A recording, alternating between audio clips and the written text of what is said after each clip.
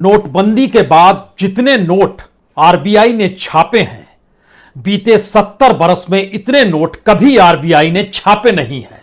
वह किसी भी प्रधानमंत्री के काल का वक्त हो, लेकिन बीते 5 बरस में भारत के भीतर जितने भी नोट हुआ करते थे, लगभग दुगने नोट इसी दौर में छप गए।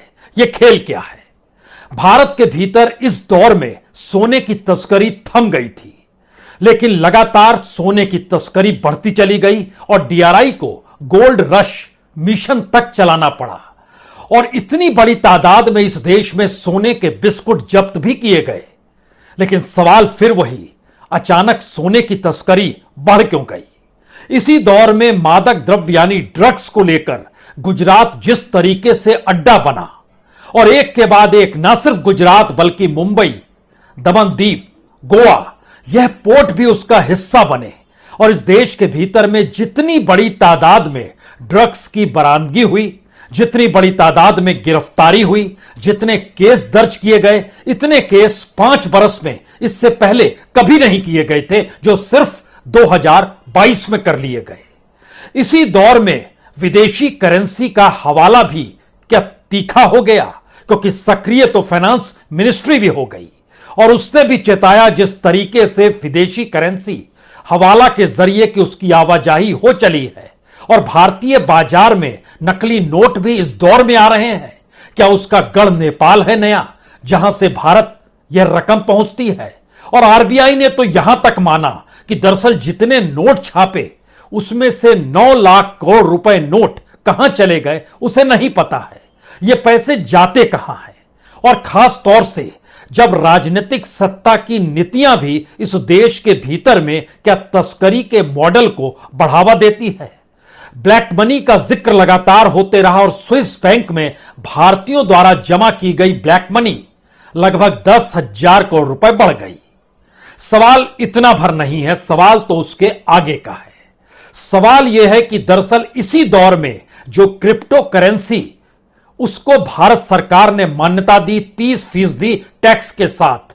नियम के हिसाब से भारत में जो क्रिप्टो करेंसी के ऑनर्स होने चाहिए थे, उन्हें कम हो जाना चाहिए था, लेकिन 2021 के अक्टूबर के महीने में उनकी तादाद इस देश के भीतर अगर 10 करोड़ थी, तो आज की तारीख में वो 18 करोड़ है। इतने ऑनर हैं और दुनिया के बाजार में क्रिप्टो करेंसी को लेकर भारत के ऑनर्स का बोलबाला जबरदस्त है। यानी एक लिहाज से समझिए तो भारतीयों की तादाद इस क्रिप्टो करेंसी को लेकर सबसे ज्यादा है। यानी ना कैश की जरूरत और ना ही डिजिटल आदान प्रदान की जरूरत। और डिजिटल इकोनॉमी को लेकर आरबीआई ने इसी दौर में हरी झंडी दी है। हालांकि आम लोगों के लिए अभी डिजिटल इकोनॉमी खुली नहीं है, लेकिन फिर भी यह संकेत 3 बातों पर गौर करने के लिए हमको और आपको दोनों को विवश करते हैं।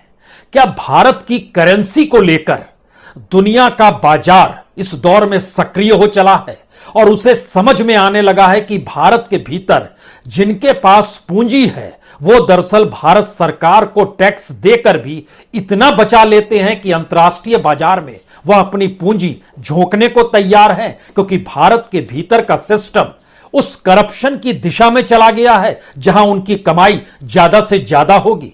क्या इसी दौर में दुनिया भर के तस्करों के लिए सोने के क्षेत्र में जो ड्यूटी बढ़ा दी गई बीते बजट में, उसके बाद सोने की तस्करी का अड्डा भारत हो गया? क्योंकि डीआरआई और दूसरी तमाम जांच एजेंसियों की रिपोर्ट देखने पर पता चलता है कि कितनी बड़ी तादाद में इस दौर में तस्करी की वृद्धि हुई है। और मादक द्रव्य यानी ड्रग्स का सवाल तो उसके आगे का हो चला है। ऐसा इससे पहले कभी हुआ नहीं और इसी दौर में भारत की राजनीति सबसे रईस होती चली गई। सत्ता चाहिए तो कितनी पूंजी लगेगी और उस पूंजी के आश्रय कौन सा कॉरपोरेट आगे बढ़ेगा और उस कॉरपोरेट के समानांतर भारत के भीतर ब्लैक मनी की आवाजाही कहां से कैसे किस रूप में होगी, किसके खिलाफ कार्रवाई हो रही है, किसके खिलाफ कार्रवाई नहीं हो रही है, कोई नहीं जानता है।